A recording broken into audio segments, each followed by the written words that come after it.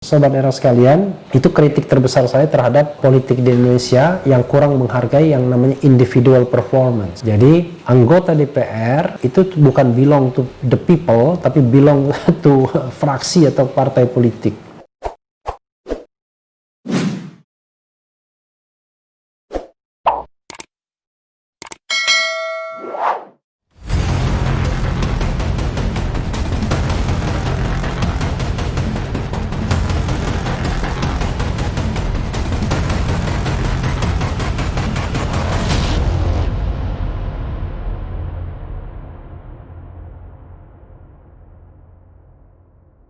Assalamualaikum warahmatullahi wabarakatuh, Sobat RH sekalian. Jumpa lagi kita di channel yang keren ini, Keren Cadas. Kali ini saya mau menguber, nih ada berita menarik nih ya, lanjutan dari rotasi yang dialami oleh Ripka Ciptaning ya. Ini sosok yang kontroversial yang pernah bilang bangga menjadi anak PKI ya, dari fraksi PDI Perjuangan, mengomentari pemindahannya, rotasinya ke Komisi 7, which is Komisi Energi yang orang suka semua sesungguhnya ya. Ripka bilang begini ya, sebagaimana dilansir oleh Detikcom, dirotasi PDIP ke Komisi 7, Ripka Ciptaning _2, lucu aja dokter ngurus minyak. Dia dokter soalnya ya. Kadang-kadang dalam politik itu kompetensi nomor 2 ya, tapi yang nomor satunya loyalty ya. Jadi kompensasi kompetensi nomor sekian, nomor 2 yang penting adalah loyalty atau loyalitas. Kita bacakan ya. Anggota DPR RI fraksi PDIP Ripka Ciptaning dirotasi dari Komisi 9 ke Komisi 7 DPR RI. Ripka menilai rotasi tersebut sebagai hal yang biasa saja. Biasa aja, kata Ripka Ciptaning saat dihubungi Detikcom Selasa 19 Januari 2021. Ripka mengaku bisa berjuang di mana saja demi kepentingan rakyat. Namun ia heran karena dirinya yang seorang dokter dipindahkan ke Komisi 7 yang membawakan isu energi, riset, dan teknologi ya. Tidak aneh juga, karena sekarang ini orang teknologi justru dipindahkan menjadi Menteri Kesehatan. Budi Gunadi Sadikin, ITB, tamatan nuklir ya, kalau tidak salah fisika nuklir, menjadi Dirut Bank, menjadi Dirut Inalum ya, which is energi, dan sekarang mengurus kesehatan ya. Memang barangkali dibalik ya, karena dia baru bertemu dengan Budi Sadikin, jadi dibalik ya, biar dia merasa bagaimana mengurus energi. Kita lanjutkan ya. Lebih lanjut, Ripka Ciptaning mengungkapkan dirinya sudah 17 tahun menjadi anggota dewan yang membawakan isu kesehatan. Aku 17 tahun di Komisi 9 dan 10 tahun pimpinan Komisi 9, ucapnya. Ripka juga enggan menjelaskan alasan pemindahannya menjadi anggota Komisi 7 DPR RI. Menurutnya hal itu harus ditanyakan kepada pimpinan fraksi PDIP DPR. Tanya pimpinan fraksi yang memindahkan saya, ucapnya. Kalau ditanya ke pemimpin atau ke pimpinan fraksi, pasti akan mengatakan tour of duty ya, biasa, pemindahan biasa. Padahal ya masyarakat dapat menilai ini kan dampak dari pernyataan Ripka di dalam rapat kerja dengan Menteri Kesehatan ya. Yang menohok adalah satu, tidak mau divaksin, kedua, bicara soal kecurigaan bahwa negara berbisnis ya, atau kelompok tertentu berbisnis. Bahkan di luar rapat dia mengatakan jangan-jangan bukan Sinovac yang disuntikan ke Presiden Jokowi gitu ya. Sebagai informasi, Komisi 7 DPR RI merupakan alat kelengkapan dewan yang membidangi ranah energi, riset, dan teknologi. Komisi 7 DPR RI bermitra dengan Kementerian Energi dan Sumber Daya Mineral, Kementerian Riset dan Teknologi, Badan Riset dan Inovasi Nasional, Badan Pengkajian dan Penerapan Teknologi BPPT, hingga Badan Pengatur Kegiatan Hilir Minyak dan Gas Bumi BPH Migas. Ini orang-orang tertentu pasti lebih suka di sini ya, karena licin oli. Sebelumnya, fraksi PDIP DPR RI melakukan rotasi anggotanya di sejumlah komisi di DPR RI. Salah satunya Ripka Ciptaning yang dirotasi dari Komisi 9 ke Komisi 7. Rotasi Rifka Ciptaning ini tertuang dalam surat fraksi PDIP DPR RI nomor 04 F/PDIP DPR RI /1 Surat ini dibenarkan oleh Sekretaris Fraksi PDIP DPR RI Bambang Wuryanto. Benar, kata Bambang kepada wartawan Senin 18 Januari.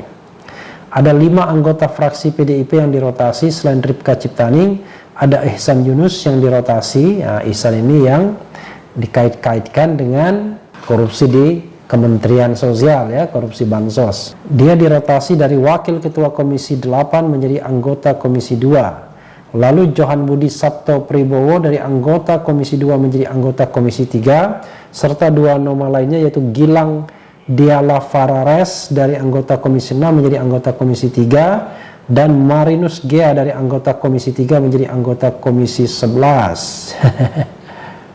Ya, sahabat daerah sekalian, itu tadi ya tanggapan sedikit Rifka Ciptaning ya. Sebenarnya kalau kita bicara, ya inilah the right person on the right place. Ini the right, it could be possible the right person but not on the right place ya. Jadi personnya sudah berpengalaman, bagus, tapi kemudian tempatnya tidak sesuai dengan backgroundnya. Biasanya kalau orang yang tidak sesuai dengan background, dengan usia yang sudah 63 tahun ya, bisa jadi dia tidak produktif ya, bisa mati pelan-pelan itu. Kalau dia anak muda yang masih ya 20-an, 30-an, 40-an, mungkin catch up dengan hal-hal baru. Tapi kalau sudah senior seperti ini, biasanya ya agak berat kalau dia mau catch up dengan hal-hal baru. Bisa nggak nyambung dia omongannya ya. Padahal pengalamannya sudah banyak. It's okay. Ini adalah kebijakan dari fraksi PDIP atau partai PDIP. Dan kita harus paham, sobat era sekalian, itu kritik terbesar saya terhadap politik di Indonesia yang kurang menghargai yang namanya individual performance. Jadi anggota DPR itu bukan belong to the people, tapi belong to fraksi atau partai politik. Harusnya mereka lebih dimiliki oleh rakyat ya, karena mereka maju sebagai wakil rakyat, bukan wakil dari DPR, bukan wakil dari partai politik atau fraksi. Mereka adalah wakil rakyat, anggota Dewan Perwakilan Rakyat.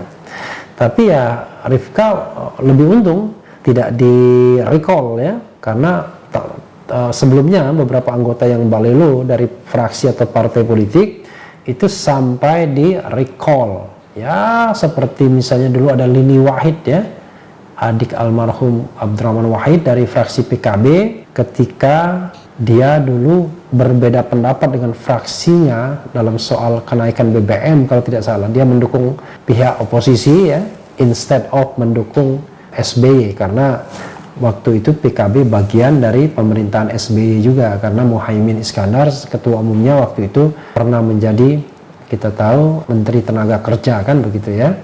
Jadi dari situ kemudian di recall ketika diajukan ke MK. MK sudah punya presiden, jadi MK itu dengan perbandingan 45 itu menolak untuk menghapuskan recall. Saya pernah menulis ini ya di sebuah media nasional, dan mereka yang menginginkan recall itu dihapuskan itu justru mereka yang memiliki pangkat tinggi di MK, maksudnya ketua dan wakil ketua. Jadi waktu itu yang menginginkan recall dihapus itu adalah Jimli As-Sidiki, Laika Marzuki, kemudian Muhti Fajar, dan satu lagi Marwara Siahaan. Untuk 4 orang itu yang menginginkan recall. Nah, sementara 5 hakim ini generasi pertama ya menginginkan recall tetap dipertahankan, yaitu pertama adalah yang dari Mahkamah Agung dulu ya, Marwara Siahaan, kemudian Sudarsono, yang dari DPR itu Rustandi, kemudian dari DPR juga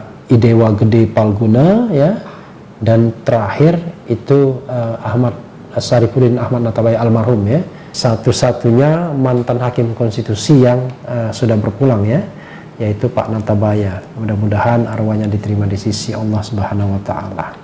Karena MK menolak untuk menghapuskan recall, maka recall masih menghantui siapapun anggota DPR yang dianggap kritis. Ini pernah terjadi pada Fahri Hamzah, tapi Fahri Hamzah untungnya bisa melawan dan sampai akhir masa jabatan tetap bercokol, tidak hanya sebagai anggota DPR tapi juga sebagai wakil ketua DPR pada periode yang lalu. Tapi pemilu 2019 dia sudah keluar dari PKS, mendirikan partai baru Gelora, dan belum ikut dalam pemilu 2019, mungkin 2024, who knows ya. Walaupun tidak gampang untuk lolos presidensial threshold, sobat era sekalian. Jadi bagi PDIP dan bagi rakyat dan bagi Ripka Ciptaning sendiri, ya pemindahan seperti ini ya merugikan sesungguhnya. Rugi bagi Ripka Ciptaning karena ekspertisnya kemudian tidak bisa dipakai lagi. Rugi bagi rakyat karena tidak bisa mendapatkan wakil rakyat yang qualified di bidangnya ya. Dan yang ketiga ya rugi bagi PDIP karena misil senjata PDIP di fraksi menjadi melemah karena menempatkan orang yang keliru dan mencabut orang yang punya pengalaman di bidang itu. Apalagi dia sudah pernah menjadi pimpinan komisi juga. Tidak heran ketika dia berbicara sangat otoritatif ya, sangat otoritatif dan juga menohok begitu ya. Nah, inilah yang barangkali membuat PDIP menjadi tidak enak hati. Walaupun sebenarnya bisa jadi PDIP juga diam-diam protes ya dengan Sinovac ini, tapi biasanya perang itu tidak mau ditampakkan secara terbuka. Karena kita harus pahami konstelasi politik Presiden Jokowi memiliki hubungan-hubungan yang unik dengan PDIP ya, naik turun. Karena beliau adalah presiden, tapi di partai beliau nothing, nobody, tidak memiliki kekuasaan apa-apa karena semuanya ditentukan oleh sang ketua umum dan tentu saja putri mahkota ya. Nah, karena itu kadang-kadang dia rely on dengan pihak lain juga. Ada beberapa orang yang punya pengaruh besar terhadap Presiden Jokowi ya, dan itu menjadi rahasia umum, salah satunya misalnya Luhut Binsar Panjaitan. Jadi sahabat era sekalian, ke depan kita berharap bahwa politik kita jauh lebih terbuka. Ya seperti Amerika Serikat misalnya, biasa saja ketika kubu Republik tiba-tiba menyeberang ke Demokrat untuk isu tertentu atau sebaliknya untuk isu tertentu. Nah yang tidak biasa memang Donald Trump. Donald Trump ini adalah pengecualian bagi Amerika Serikat ya. Jadi pengecualian yang luar biasa, yang tidak mau mengakui kekalahan, yang rude ya, yang kasar ya. Jadi tidak sesuai dengan prototipe demokrasi yang dibangun berabad-abad. Tiba-tiba dicemplungkan seorang Donald Trump yang sangat tidak menghargai tradisi gentle dalam demokrasi dan pemilihan di Amerika Serikat. Ya, sahabat era sekalian, mudah-mudahan ke depan, mudah-mudahan terbentuk sebuah sistem politik yang sehat bagi kita semua, sehingga wakil-wakil rakyat itu berani bicara apa adanya, mewakili kepentingan rakyat. Tidak hanya diam dan tunduk dengan kemauan elit-elit partai politik yang justru tidak menggambarkan sebuah demokrasi, selain menggambarkan hanya oligarki politik. Dan memang pengambilan keputusan di Republik ini ya sangat ditentukan oleh oligarki-oligarki itu, bukan oleh wakil rakyat, apalagi oleh rakyat itu sendiri. Ya, sahabat era sekalian, itu saja. Yang penting tetap di channel ini, karena di channel ini Anda akan dirayu, ditipu, dibaperin, dicecar, diuber pula di jalur khusus. Karena channel ini adalah channel yang mengancam, memeras, dan membenci. Jangan lupa subscribe, like, comment, and share. Cia.